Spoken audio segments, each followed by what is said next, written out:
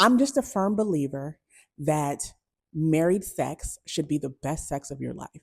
Once you get married, you should have the best, most amazing sex life that you have ever experienced. My name is TL Martin, and as we prepare for the release of my upcoming holiday rom com, Nutmeg and Mistletoe, I'm going to be taking you on a journey where I'm introducing you to me and my characters and the world that I'm building in Cinnamon Grove using my stories.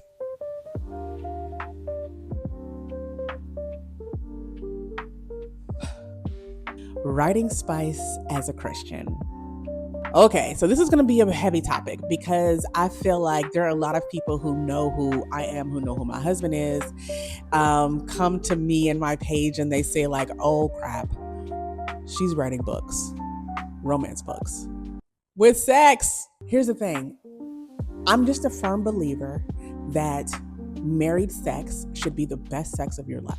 Once you get married, you should have the best, most amazing sex life that you have ever experienced. And I know as a Christian, we grew up where it was don't have sex, don't have sex, don't talk about sex, don't have sex, don't talk about sex. And so by the time you get into marriage, your sex lives are miserable. I didn't like that. I don't like that. I don't believe in that. And I feel like being an empty nester, being at a place where we should really be enjoying each other, I want to write stories that demonstrate what healthy sex in a marriage looks like.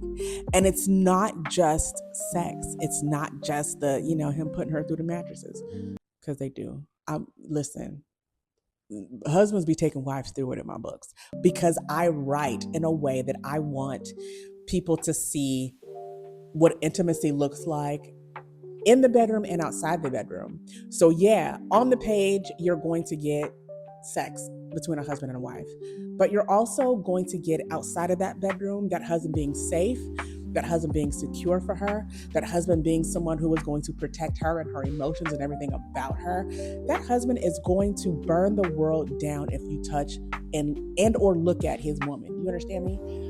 So I write intimacy in a way that demonstrates what it's supposed to look like in the sanctity of marriage. Personally, I didn't stay a virgin until I got married. And I know that's probably what, the church would have preferred. Majority of the people that I know did not stay a virgin until marriage. I think the church made us believe that once we got married, if we didn't wait until we got married to have sex, that we pretty much cursed our married bed. And I am on a mission to prove that to be incorrect. Either in real life through me and my husband and what we do and how we show up online, or in my books. But yeah, majority of the tropes that I write are marriage based because number one, I'm still married to a very Christian man who is very concerned about making sure that we don't put any messaging out there that harms people, right? So I have to toe that line very delicately. I want to make sure that I don't do anything that harms people, that gives the wrong ideas or wrong impressions.